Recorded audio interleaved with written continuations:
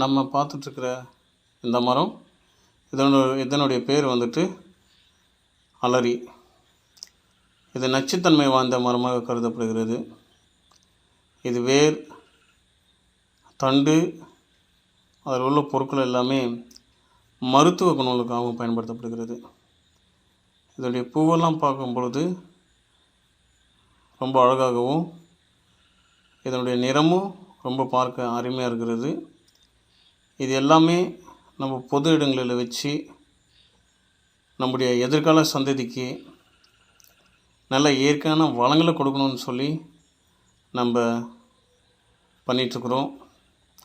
அதிகமான மரங்களை நடணும், அதுதான் நம்முடைய எண்ணமாக, உயர்ந்த எண்ணமாக நம்ம வச்சிட்ருக்குறோம்.